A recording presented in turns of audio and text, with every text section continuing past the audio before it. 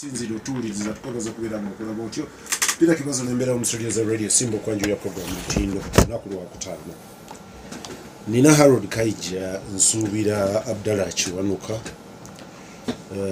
bombi mu studio ensonga ez'enjawulo olunaku lwaleero nja kutandulula ebigere ku nsonga ezimu tujja kuseeseetuka wano naye njagala kusaasira banywanyi bange batabani bange ne bawala bange nasomesa wa BMK Haji Ibrahim Katonda yamuyise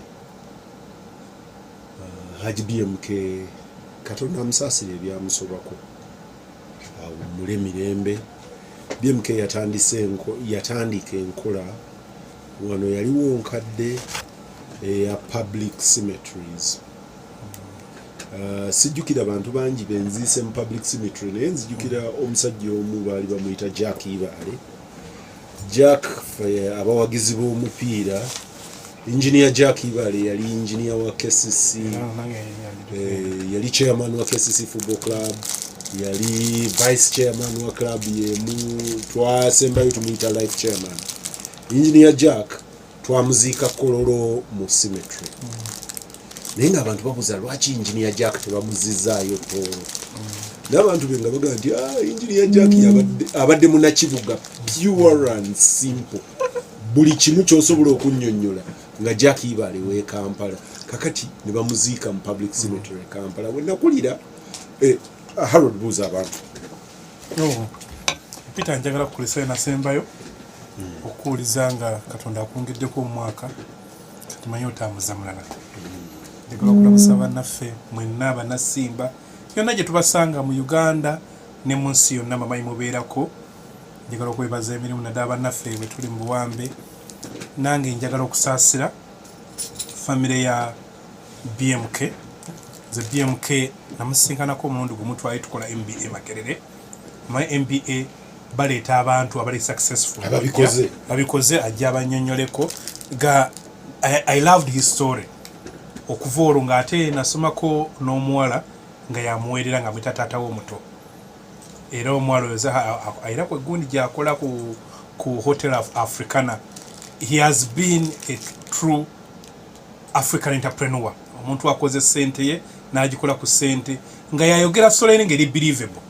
N'ogicoordinatinga n'abalala ne bagamba byakugambye bituufu. So njagala sebo n'okusaasira Orthodox ne bannayuganda ffe abali mu buwambe kubanga omuntu eyatufuddeko noza twakakubwa ggolo kati nnya kubanga Seeka Muzaata yatufaako ng'atwogerera. Gundi Bishop Kaggwa n'atufaako. Archbishop Luwanga Kane Lwanga owokubiri atufuddeko mpulidde wano kusimba nga era agembu yasemba okulonda mu Gwekinaana. Akaluba akabba n'agamba mwayiddamu okulonda when there is a free and fair election. Katonda gyakoze obitasobodde kufuna simanyi anagenda kusituka tufune eddoboozi lya munaddiini atwogerera atalina sayidi. Mbagaliza okuliza okulungi. Abdallah buuza abantu. Atuuliza ku Radio Simba bannaye mbalamusizaako nnyo akamwezi ka leero. Neebaza era mbeebaza omulimu gye musobodde okukolako ate era nsaasira nnyo mwenna abafiiriddwako abantu baffe naye ekikyalo nnyo kitalo ddala okusasula okwenjawulo omutwalo eri muganda wange bali ku Ddemba Isaac olw'okufiirwa taata oli omwanyanjibwe waffe embalala bonna ekibi nnyo kibi ddala. Awo nali mmanyiwo essomero lyabanga lya gavumenti Seta College Mwanyangi. Simanyi oba likyaliyo lyagaana bugaanyi ekkula mu kaseera ke kamusaasira bannange eggwanga lyonna olw'okufiirwako omukadde waffe Haji Ibrahim Mwanga Kibirige. Kibi nnyo kibi ddala ensi eguddemu enkikwe wiiki eno tubadde tukyali ku Archbishop Lwanga ate ne tugwamu ekya Haji Mwanga Kibirige. Kibi nnyo kibi ddala muganda wange Shafiru nkusaasidde nnyo yiga okufiirwa taata. Tusaba Mukama Katonda abagumye era mu kaseera ke kamu nsaasira nnyo abazadde mu ggwanga muno abaana baabwe baawangibwa gavumenti ya Uganda eno abaana 52 abasanga esaidi z'ekyampiseyo nga babakwese n'okutuuka essaawa eno bakyabawambye baana bakawansi w'emyaka 12 mu kaseera ke kamu era gavumenti kikyogerere ku mpewo. n'essaawa eno kiteeberezebwa nti amawulire gatandise okutambula abamu bagamba nti alabika mufu.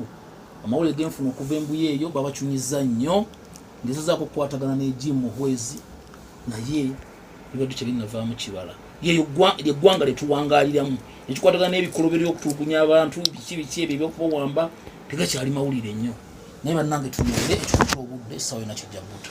Ampuliriza Lukinyo naade neebaza Haji Ibrahim ebirala byonna abikoze buli omu agenda kubyogera naye ekintu ky'okuzza public cemetery kikulu nnyo. Nina mukwano gwange neza Mariamu ajja kunzikiriza nkyogere. Mariamu Namayanja mukyala Sebagala yatugamba nti kibazo bwenseeseetuka Katonda nantwala temutegana kunnoonyeza kuntwala wali Kisaasi oba eri waffe ekawanda nti muntwale Enkowe njagala kuzikibwa mu public cemetery. Ezo public utilities za njawulo abatambuddeko amawanga ag'enjawulo osanga cemetery yaba eno Heroes Cemetery eno yabaazirwanako egindi eno yabafaanana bwe bati. Haji yawa abantu ekifo Enkowe abayisiraamu manyi mikwano gyange bangi abayisiraamu abalina ne gye baziika nga eyo gye baafuula ewaabwe. Nze mbaddeko mu kifo wawo munnamateeka yakulemberamu ono Abdallah mu Chambers gye yali sigenda kwogera linnya yafiirwa omwana emyaka mabegako. Tuva mu kalulu tukoze tutya associatinga na buli omu yaga nti gundi yafiiriddwa omwana wakuziika wa musajja n'akwata ekibatu n'atandika okusangula entuuyo si maziga ng'abuuza kati tukoze tutya nebeerayo muzira kisa eyatukwata n'atutwala ku luguudo lw'ennakawuka eyo maaso eyo sijjukira nawe bwe wayitawo naga nti omanyi nti ewategedde oli musajja waffe oli munnamateeka waffe tutobye naawe omwana jangu omuziike era musajja mukulu oyo after that y'omundowooza kubasinga ettaka mu bitundu by'Ebunyoro okuva kweyo experience naye experience eyo byebimu ku binyagisa abantu bwa gye bananziika n'afuna ntya nga nkoze bwe nti n'ezo public utilities nakulewa n'ensambye waliwo cemetery bayitangawo nga ku Luwo waliwo Limbo yali ya Catholic Church naffe ekereziya n'egijjawo. I don't know, I think either yali ejjudde oba yali ekoze etya n'egijjawo. Waneemulago abasiraamu balinawo cemetery okulinaana ekereziya y'Abakatuliki awo naye ozinoonya mu Kampala nenninaanye wenkolera ku Uganda Management Institute wali nalabye ekitundutundu ndooza baakigabye wawe yakubyewo ekkubo n'agenda. In my mind omusajja azimba awaali Limbo abeera muzibu nnyo naye that's it. And for me mwabali mu bukulembeze ekyo with all the other things that Haji byakoze, I think for me that's a take home enkulu ennyo. Ampuliriza ye Bishop Lyona Lwanga buli omu ku mmwe amwogeddeko byasobola. Bishop Lwanga Archbishop Katonda akuwummuza emirembe akulamuza ekisa. Olupapula luno lwenkutte nadde nkebera olunaku lw'olwaleero nga ndaba ku eziri mu Africa. Neebuuza kyekibaddewo oluvannyuma lwa 1906 actually oluvannyuma lwa Ssematalo owookubiri America ng'ejoininga Bungereza emu ku pressure gye yateeka ku Bungereza ne Bufaransa nti nzija nammwe mu Ssematalo naye bwe tuvaayo mwejeeko amatwale mugate. Bungereza yakikola for Bungereza I think except South Africa, Zimbabwe ni omulala awo ne Kenya yavaawo lwa mpaka Hong Kong bali abasigaza bano eno yavaayo lwa mpaka. South Africa officially yali yavaayo dda. South Africa yemu ku nsi ezasooka okufuna obwetwaze by any standards naye era baali basigala baddaaki. N'oluvannyuma lwa 1964 wakati wa 64 ne 75 ng'oggyeko Senegal buli wamu mu Africa. Senegal, Namibia kati geje ekyenda Africa nefunayo kakamu ndoza ngojeko Liberia ne mulirwana wayo Sierra Leone of course ne Nigeria ye yali master of coups buli bajeno bajangako banabo ne beyozamu ne okuva kukuya Jerry Rawlings West Africa ngojeko bali ba Taylor ne banabo West Africa yali calm abawarabu basigala bakaka mungoje okuva kukufa kwa yali president wa Egypt Anwar al-Sadat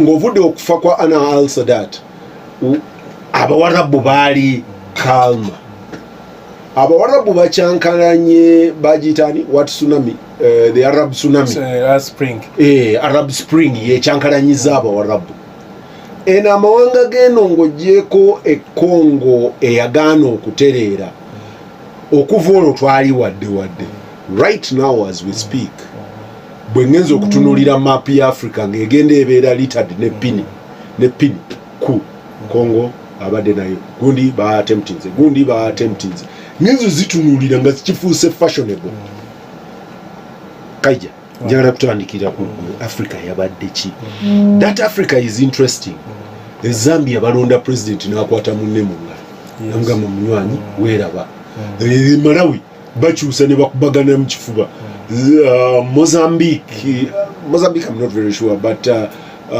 ono Botswana ali mu nsi ndala South Africa is unique Southern Africa bwogendo gikuba bwoti wansi Namibia Botswana South Africa yennyini ngojeko walili sutu abakolo obubi abalala bonna balabika kiterevu ene waffe kiki olubuuka Zambia n'otandika Congo n'oyambuka eriyo abatakyuka eriyo be bawamba obuwambi what is wrong with Africa after Southern Africa neyanza nnyo Peter okuleeta ensonga eyaku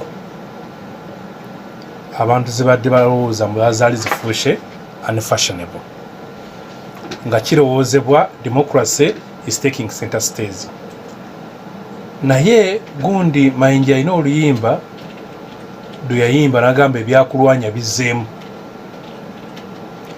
ebintu ebyaleetaku bigenze biddamu across Africa nti tribalism nepotism gundi ekirala nepotism corruption ne kubanga ojjuka ekirala niyo colonialism at the time niyo colonialism nti the conflict between Warsaw Pact ne NATO group okyo yinza okuyita capitalism ne communism fight eyo Cold War era yayamba nnyo okubreedinga coups mu Africa oli yalinga yeetaaga kufuna contact ey'abaana abakakasa mbwe endowooza yammwe bw'amanyanga nti you're leftist nojja n'omanya nti nsobola okusinkana abasajja abalasha abasajja abacuba abachina ne tiimu eyo ng'ekuyambako nojja n'ofuna obuyinza n'omulala bwe yamanyanga nti asobola okusinkana Abamerika Abangereza and their team nga basobola okumuyamba okujja n'akapukyalinga and tebaafangayo kwalite ya bukulembeze ekibugenda kuleeta n'okukuuma mu buyinza nga tebafaayo kwalite ya bukulembeze eki bwogenda kuleeta olwaleero the scramble for Africa ekomyewo kwa ilevo era kati ogiraba meetings ezoogera ku Africa kati ziri ku center stage kati zijja nesanga nti breeding ground ey'okuwa ensonga kubanga abantu abasinga nga bawaku ensonga zibakusomera of course size ensonga eziba zabagisizaako buyinza kati ngono wa SFC eye Guinea Conakry ade corruption tribalism ade ensonga zaddenga mu ensonga zibeera ziwulikika bulungi ziwulika bulungi naye nga bw'ogamba nagenza okulanga naye emisinde gye baamulinyisa okufuna ranka ewakano nga nayo gyali misinde ekyo kyo tekyali kibi ng'oladambo abadde beneficiary naye ng'ateekwa okuba nga waliwo external factors nga balaba awantu wali ripe namuga ekintu kikwatemu abantu bajja kukuba engalo wagenza okulaba bakwata president bamwetoolooza ekibuga mbujangu olabe how unpopular you have been kati naye tuba n'ekizibu kya African Union. There was a dream eyali eyagundi ya Nkrumah bali balowooza nti bakole Africa bagifule y'amaanyi Africa efuka independent Africa ezimbe abantu mu capacity abantu mu byenfuna ng'erowooza kwoyo wananchi. I was thinking about gundi ya mukyala guli Nabbanja n'abavubi be nga naye ndowooza nti wanajja abavubi mu gavumenti abantu abafaanana abavubi abawansi boga nti bawansi bagenda kufunamu wagenza okulaba emitwalo 10 abagifunye ate babadde ba elite nga bano tebafunyeemu kati notunulira AU African Union gye bakyusa OAU nga balowooza okukyusa erinnya kigenda kugikyusa ng'ogiraba efuuse club oba akabiina akaba musibyamu ne bazaamu kali ka article gwajjuka ke bakozesanga bagamba nti mbu ensonga za munno tezikwatako.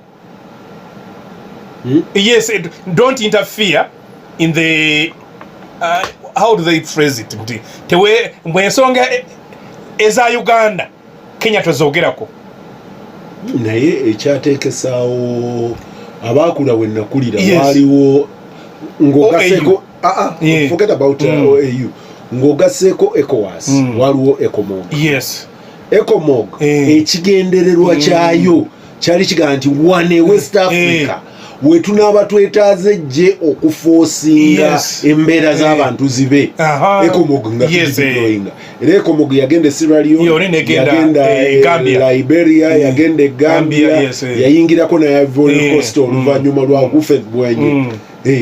So kati ogamba otya nti tetujja kuyingira nti AU bwegamba mbwe ensonga za Uganda ensonga naye bw'ababeera bawana Uganda ezo teziba internal affairs naye bw'ababeera ogiraba olaba AU yagambye akalu kaffe kadde kalungi singa egezaako neegamba nti kabadde ojjukira okimanyi nti Olugosen Obasanjo baamulinyisa ennyonyi misinde aware of that bwe yaza okulabira n'akalulu ng'agambye nti akalulu tekabadde kamazima nawe baamugamba seo parkinga Haji Abdallah parkinga baamutwala talinnya ng'ali badde olowooza nti munnamwe Sesman ng'oyo bw'abanga yabagambye kyabagamba kiri mu mutima mulungi Obasanjo tawangi kayija nga sinagenda wa Kiwanuka njagala kubuuza eri mmwe abakakaalukanyi b'ebyobufuzi kino tekitegeeza nti omuyaga gwabayiseeko twazzeeyo eri mbaamukwata nkebete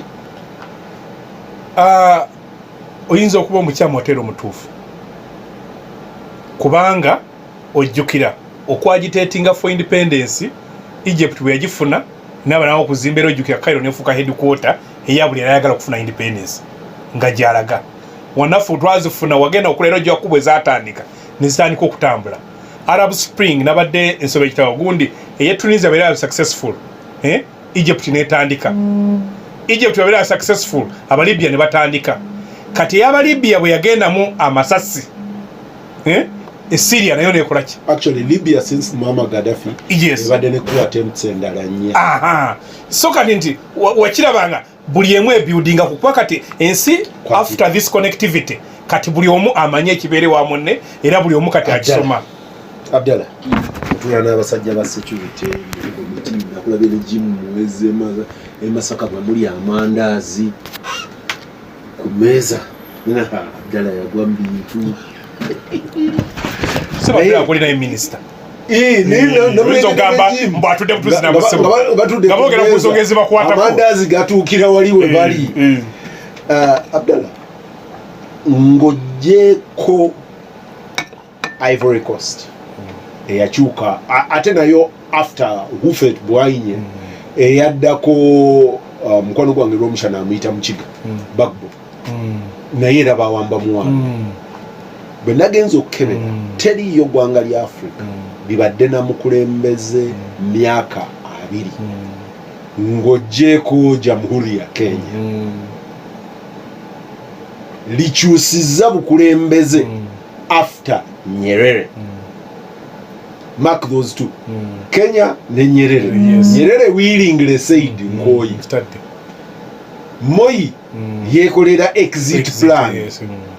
Naye ng'oggyeko abo ababiri teriyo ggwanga lya Africa libadde na mukulembeze y'omu myaka 2 n'okweyongerayo likyusizza bukulembeze nga tebamusindise.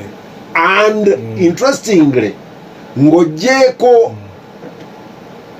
of those that have had one leader for more than 20 years, only 13%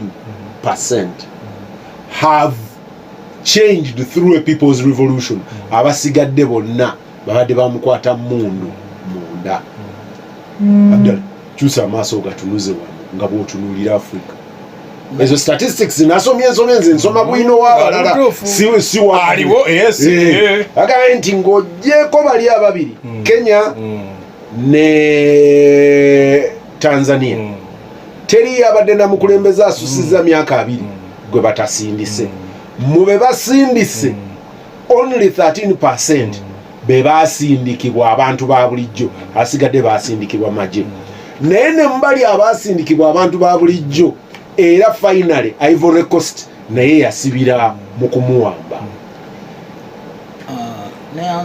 Bw'obeera muzanyi wa zaala ng'otunuulira Uganda oteeka ku kimyufu ku kiddugavu. Ekimu kyeweerabidde mu byonna era ekisemberayo ddala ku byonna at the end of the day nti wabeerawo enkyukakyuka. At the end of the day akagambo nkyuka tuyinza okukyuka nga Congo ne tuva ewa Kabila Senior ne tugenda ewa Jose Kabila.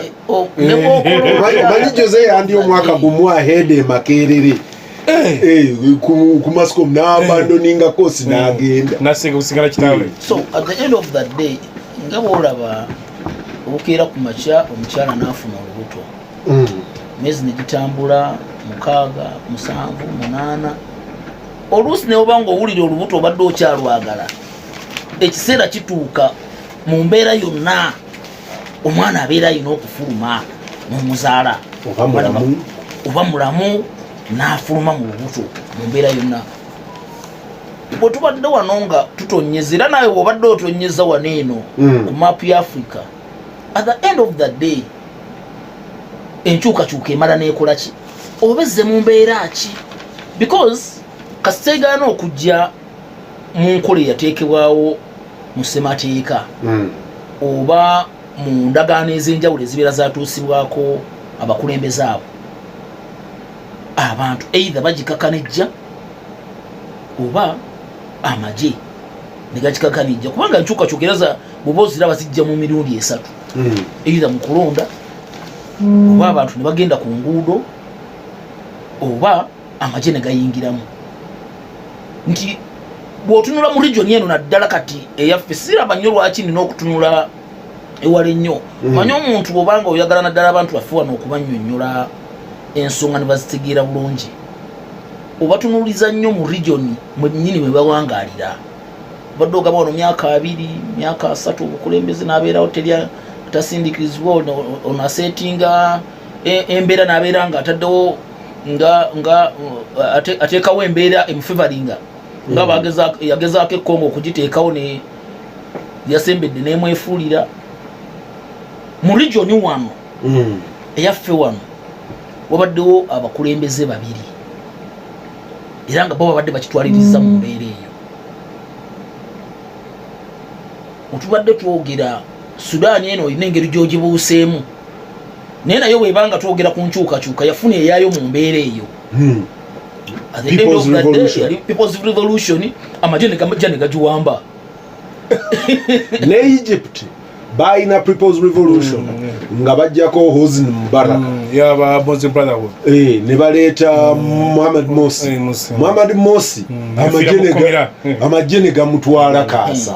So at the end of the day kyekiri kye nasookeddeko nti wabeerawo enkyukakyuka era ebintu nga bibadde bibeera nga ebyali ku mulembe gwa al-Bashir si bwe biri kati Sudaani, wabeerawo eyo enkyukakyuka eyo mu mbeera yonna. So nti ekyewuunyisa mu byonna era kyenjagala bannansi bategeere from day one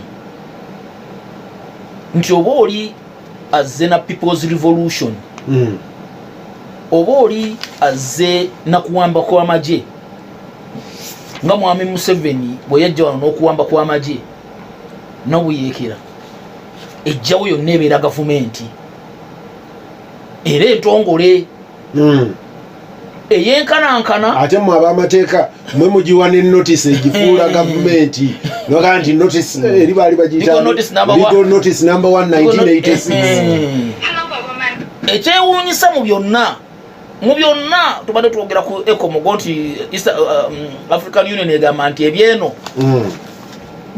ebyeyo Uganda bibeere bye Uganda ebyegini bibeere byegini naye ate bwebatuuka okuwamba ate ng'egamba mbu ateze ensonga gezeetabamu titubikkiriza.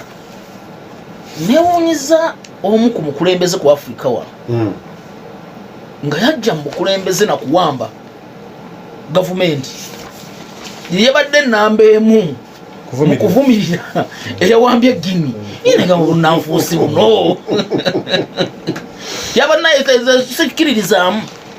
The truth isn't osobola okuzibikira buli wamu n'ogezaako okuzibikira wano nti mutuufu nkyali mu buyinza nisigenda genda bwe bibeera protesting ngenda bba kuba mbattire ku nguudo bwe kabeera kalulu nja kabba mpaka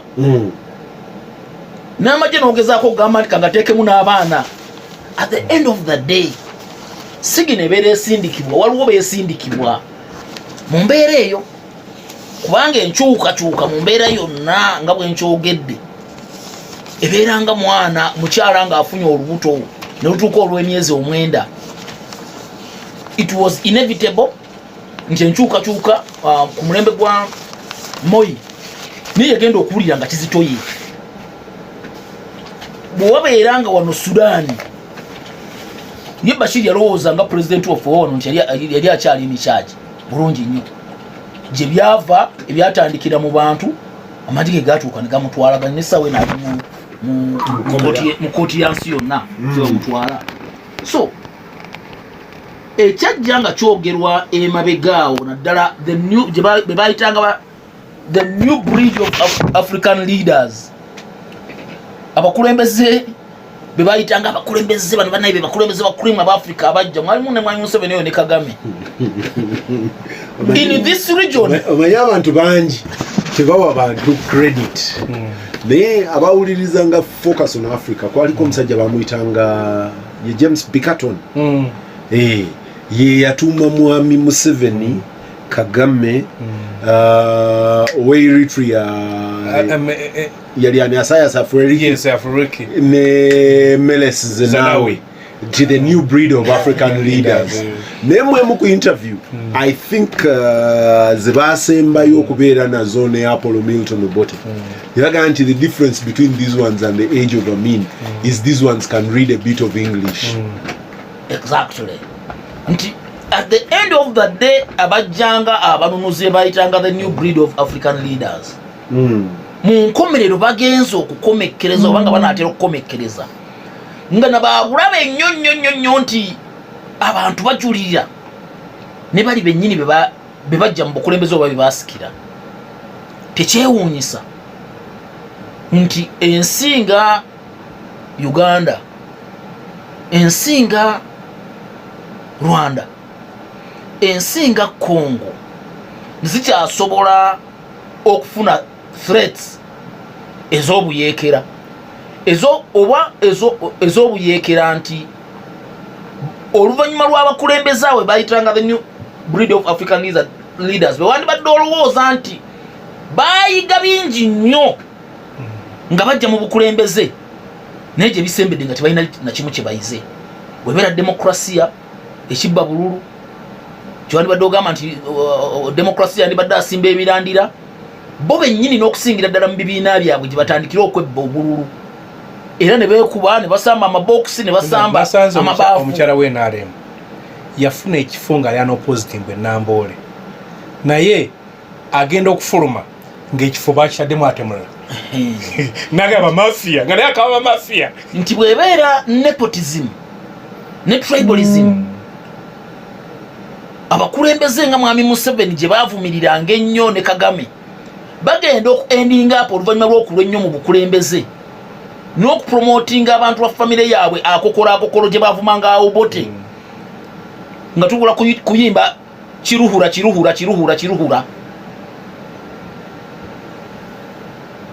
mu mbeera ezo nga corruption gyobeera wavumirira ebbanga lyonna ng'ojja mu bukulembeze ekitta abantu kyobeera wavumirira ebbanga lyonna ng'ojja mu bukulembeze ebbanga ly'omala nga nawe bw'obadde mu kulembeze byebintu byebimu byebiriwo it is inevitable okukoolinga embeera gye wajja mu bukulembeze gye wayitamu nti nawe esobola okukutwala. Ampuliriza Lutindo bwe naamenya amannya gano ampuliriza gojja kugattagatta olabe bye bafaanana. Badde mayimbo olina gwoti okupenya. Dennis Sassongweso mutabani we bamuyita Dennis Christel. Theodore Obiang Nguema ne mutabani we yali minisita. Paul Biya Cameroon. Yoweri Kaguta Museveni. Abadde muhoozi kayini lugaba. Ali Bongo Omar. Abani we Bongo. Bano bonna waliyo ne Idris Deby mwogedde. Tuwate mwogedde. Eriyo ne Idris Deby mutabani we Mahamat Idris Deby. Bano bonna ekimu ku kye bagezezaako okukolera Africa kuddira batabani baabwe ne babafuula ba general. Of course yaliyo Laurent Kabila wano okumulirwa ne Congo.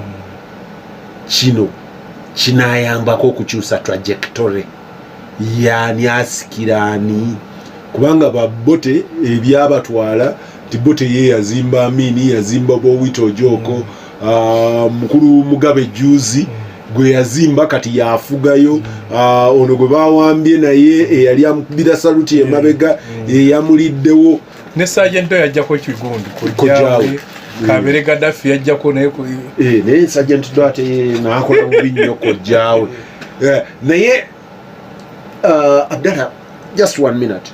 Will the Suns change the trajectory? Nawulidde President Museveni bamubuuza abatamanyi mwami Museveni. One, ekibuuzo ekyo enziramu gye yakizzeemu yabadde abagamba what is wrong with his son being president. Ega nti ate neetaaga omuguluminga Bannayuganda bajja kusalawo. Enfunda nzijukira nga mbuuza mwami Museveni twali ne Ibrahim Ssemujjunganda ne Kakande ne mubuuza nti tulina kaapu ey'ensanvu twalina kaapu ey'ebisanja ebibiri wabijjako naga nti abantu bajja kusalawo konza nti ate ey'ensanvu mu etaano bwe ginaatuuka naga nti konze naye ate abantu bwe banaagamba nti naga I don't think naye ng'atugamba abantu be banasalawo abantu abo bazzi basalawo n'abaawo era ne ku luno yatugambye abantu bajja kusalawo naga tabanga abantu bwe batusalira ate abantu abo taboogera kati eyo trajectory. By the way, mwami Kagame tetumwogedde ne mwami Kagame alina mutabani we Magye naye era akula mpola. Is that going to solve the crisis for the African leaders? Kuba waloha Kabila tulaba nti Kabila senior bwe bamuwamba junior yajja n'akwata ekintu okutuusa lwe yakitadde nga wa mu ggwanga wano oba ku Africa wano lwakuba abantu beerabira mangu bandibadde tufuna ebyokugezesa bingi. Bakulembeze bangi bamala okutuuka mu bukulembeze bafuna ekinyumo n'okusikirizibwa okungi ne balowooza nti be ebintu nga bibabiraba bigenda okukola. Bangi nnyo abakulembeze babaddewo ne Gaddafi oyo yennyini yakigezaako yalina mutabani we actually yakigezaako naye embeera yagaana actually omu bamutta naye omulala Salif byenzikiririzaamu bangi nnyo bagezezzaako okukikola bwe batyo at the end of the day kiganye. Era omuntu abaddeko no yaliko president ng'omwana wa succeedings n'afuga eggwanga naye era alifuze after quite some time nga ye amaze okuvaako noyitawo ne ba president babiri abadde Jomo Kenyatta nti mutabani we after some time ng'emyaka giyiseewo mingi ng'abaddewo ne bapresidenti abalala azze n'ayita mu hierarchy y'obukulembeze n'abeera mu kano n'amala n'akyuka n'agenda ati omukulembeze w'eggwanga era asiibula agenda naye ekyokugamba nti ogenda kukwata omwana wo omuwe ennyota ajje wano akulembere. Mwami Museveni yeerabidde ekintu kimu actually bannayuganda mbakuutira mwenna wano e Uganda sijja kugenda walala buli omu anyweze akatabo ka mustard seed Mwami Museveni ke yasooka okufulumya akanyweze bakanoonya mu bantu akonze nkalina bakanzawoleza mu nekafuna kamitalo kati nka akanyweze okafuna kubanga we wali ekinyusi okutwala kubanga bwabeera nga Kagame ye ebibye binaasoboka wano e Uganda ssemateeka of course buli kimu kisoboka era ssemateeka asobola okutiginyibwa ne bukeera ku makya ne bagamba nti n'omuyindi wano asobola okubeera pulezidenti bwe baba bamuzaala kunaasobola neddaga omuyindi avudde ebuyindi n'avudde ebuyindi otegedde kyagamba nzira wali ku gwe bazaalira Tanzania omutanzania naye bajjajjabe nga baakuma end of the day eyo ssemateeka naye nkugambye wano buli kimu kisoboka naye era ebisingayo byonna bangi bagezezzaako ensonga eyo negaana bangi bazigezezzaako osanga ne Mobutu yali ajagala naye era yagaana mutabani we Kongolo mpuliriza tukomawo nina Abdallah Kiwanuka nina ne Harold Kaija bwe naakomawo nja kufunayo messages zammwe abaweereza messages bwe naava ku messages kyabwenkanya Abdallah ono abadde ebuddu okutubuulira ki ekigenda maaso ebuddu lutino wano kurete Simba Peter Kibazo mu studios egikwanjulira nina Harold Kaija ne Abdallah Kiwanuka. Abdallah Kiwanuka yakiikirira eri ewaffe ekyaggwe Harold Kaija ali ku street gedde kituufu ffe bahasla hasla yagambye abantu nti teyeetaaga kubeera muvuzi wa kigaali oba kubeera mwavu ng'abavuzi ba kigaali kutegeera mbeera yaabwe obwa hasla bwe nabwo ye babukubye mwandiki nange olujja omupakana ngambagamba Ruto si hasla Ruto yagala kutwesiba kyakyusiza simanyi naye agasawe n'agasawe nga gajjudde napuliriza lutindo naye nga tuseeko katono ku mbeera eri simanyi oba actually kitubuuza nakyo kikyuka nnyo ku mbeera eri. Abdallah Kiwanuka eriyo aŋŋambye wano nti Peter, what you are not paying attention to is the trajectory of change in the world. Previously, coups in Africa were sponsored either by the Soviet Union or by America and their colleagues. Who is sponsoring coups in Africa now? Pay attention to Comrade Sino is ndoza China gwagamba nti pay attention to them. Manyi nti ewamugabe bayina mu mukono ayaga nti abo tuba paying attention na biki bye baagala naye of course ntunulide wana amawanga mu Africa 40 maramba agakayita mu ku kati kitegeeza kwata no mu mukaaga tulinako amawanga 40 eyo nkola agafunye mu Africa joyinza okuyita legitimate efuna obuyinza neyo nvuddeyo. Abdallah njagala kubuuza gwe kubanga abantu abagoberera manyi nti ennaku zino abasirikale mukwano gwange Hassan Kasinje buli lwatwiti nga atugamba nti day 6 no death in Masaka day 7 agenda njagala kubuuza gwe abadde ebuddu ebijambiya bino kati byasiriseemuko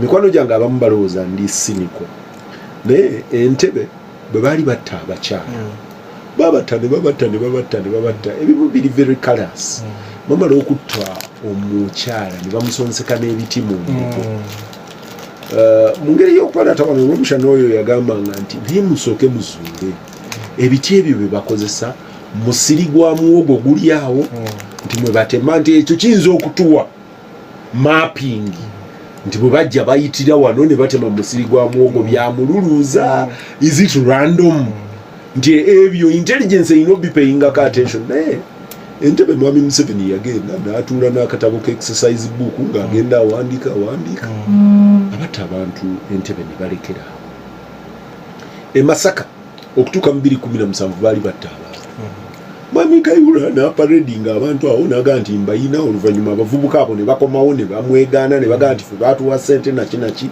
obutuufu bwabyo bwasigala buli awo aga naaga naye ne balekera mu bifo ebiralalala gye baali batandise okutta abantu the bump comes and goes e Masaka poliisi yayiye abawanvu n'abampi nammwe mwabaddeyo ababaka ba palamenti saagala kuwulira bye baatugambye ku mawulire Abdallah bw'oyogera n'omukyala owa bulijjo e Masaka asibye kade so n'asibye busuuti ekyala ayambadde kade kusanze ku nnimiro akugamba ki bw'oyogera n'omusajja ag'osanze anoga emmwanyi n'amagamaga nga teriyo amulaba akugamba ki n'ekibuuzo nkibuuza mukwano gwange Siraje Lubwama yagenda ne amagye ne baani ne bagenda babalambuza abantu be bakutte egindi Rwanda naki Siraje bw'amala okugira ati ne yeetegereza omusajja n'amugamba osulawa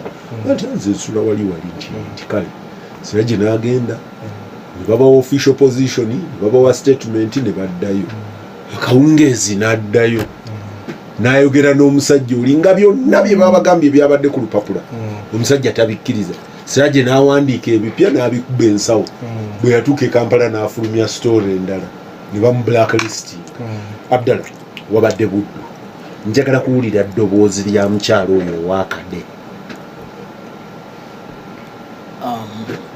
neyanza Masaka twagumbye ennaku eziwerera ddala nnya naye ekyewuunyisa mu byonna kubanga twasisinkana abantu ab'enjawulo muli abakulembeze muli abakulembeze mu districts ezo mu region abasirikale tugende ddala mpaka n'eri wansi nemukwasa n'omusirikale n'omusirikale bamukutte ekituufu ekiri ku ground eyo mu byonna era nateeka mwami muhwezi ku nninga nti bo ng'abajaasi bafoosinga ekintu ekitali ku ground kibeereko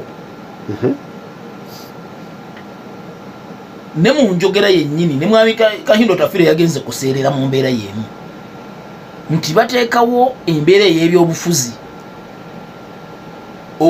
bakake eggwanga bakkirize nti no byabufuzi bye biri mu nsonga y'ebijambiya e Masaka ekitali kituufu n'abantu ba wansi bennyini ekyo bakyogera ne bw'okibabuuza they deny it totally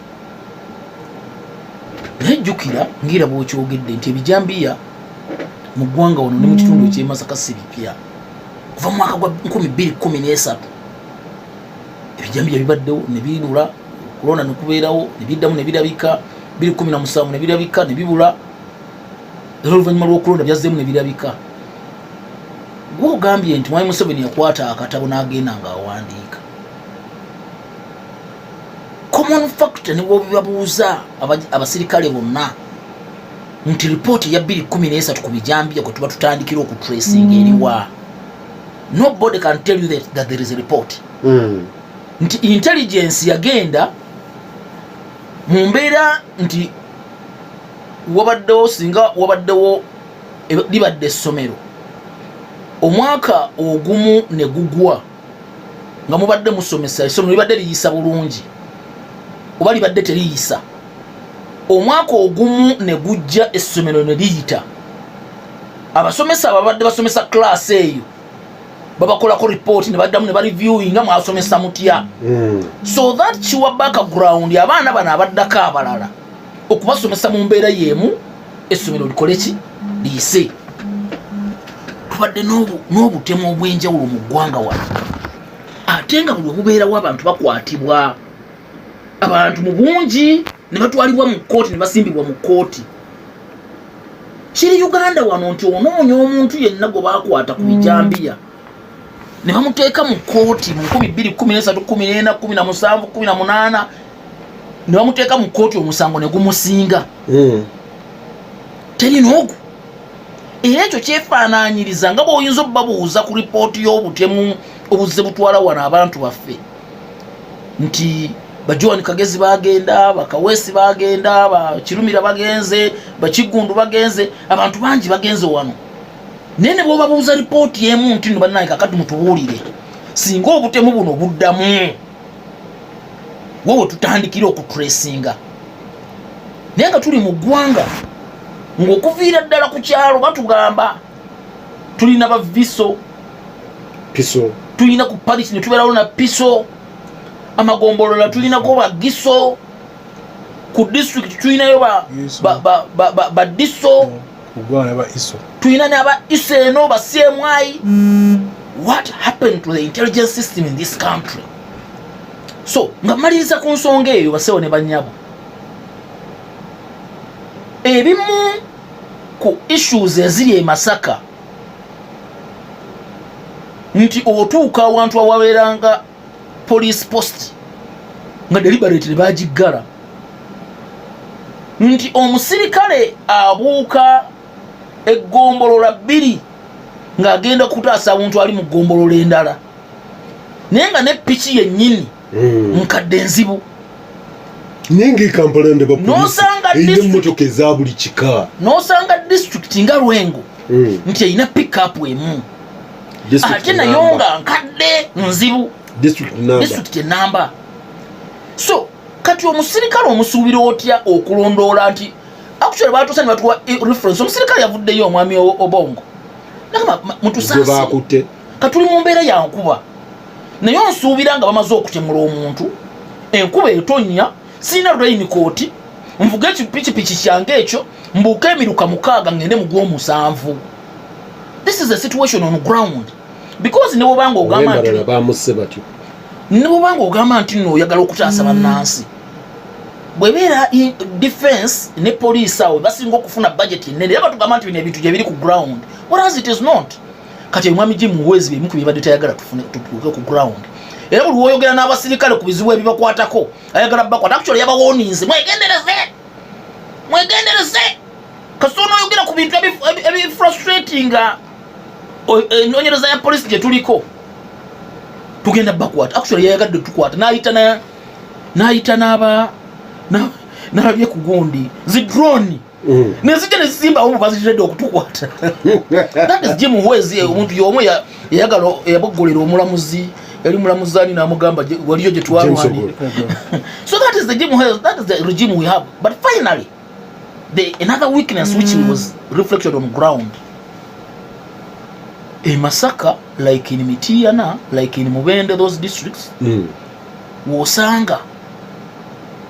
osanga ba foreigners nga bangi olulimi lwa bannansi wano tebalulimba bamanyi Lukongo bamanyi Lunyarwanda but they are there loitering e Masaka si Banyarwanda banna-Uganda. That issue was confessed by my colleague whom we sit with on that Defense and Internal Affairs Committee. About Soro is bordering Rwanda. Look, this has been happening all along. Basi buli lunaku ekisoro zitikka bbiri ne ziyiwa e Kampala naye beebuuza abantu gye bava abajja e Kampala tebazitege naye nga n'olulimi lwe boogera si lwa wano. So tuyinza okulowooza nti issue eno eya security nti ffe tulagajjaddemu naye nga in essence government yennyini ebigambo nze ebya Kahindo Tafiire byennyini bye yayogedde bikakasa bukakasa nti Kahindo Tafiire amanyi abatemu. Kaija wunzika eddakiika ebi ekimpeeseza Abdallah kubanga yabaddeko ebudde kati gw'owuliriza ekintu kyendi mu kulabana nsiba nnyo nga manyi bannayuganda infrastructure y'ebyokwerinda bya Uganda bagiteekateeka okukuuma mwai Museveni n'abantu mu buyinza era singa abagamba nti wano ku Simba tulina bye twogedde nga biyinza okujjako mwai Museveni olwaleero tuba tetunatuuka baba bali awo ne wano bamenya gy'obeera tetujja kufuluma kakati bwe batyo bagiteeseteese genda otunula ratios zikulaga statistics zikulaga nti olwaleero ebifo bya politicians tulina million 2 plus ebironde per capita buli bantu 130 balina politician naye kumpi buli bantu abakunuukiriza 1000 balina wa poliisi ogwo omu kati bajja ne bakugamba mb'osaba mugomba nabanga balinamu emundu ezi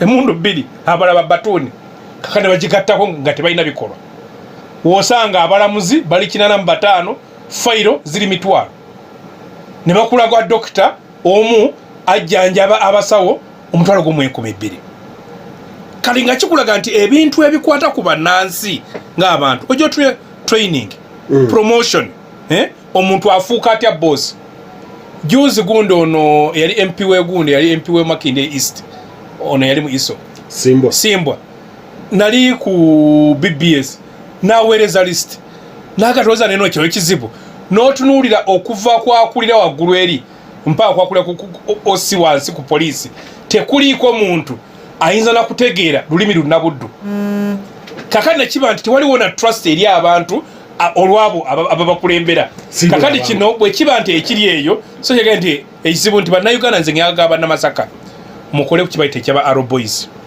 mutandike eggwanga mujje mutandike groups mubeere n'effirimbi mubeere n'eŋŋoma nekuumire ebintu byammwe nga kigenda n'abala noni bwerambwe ne mukigamba yese n'abala kubanga vola tulina kusooka kuzuula yes era ekyo volaba mbadde njagala gula kale kyakitubulira wano mukamba ngeri gyali minisita kiki abantu kyabagamba ekyo bade babalina kyabagamba naye kati nga bwali minisita ate abantu si kyebagamba yes balina kyebagamba bagamba ki ekyo osanga bwe tunadde ebbali fana mpuliriza nate olunaku tusinkane mu gasimba kanene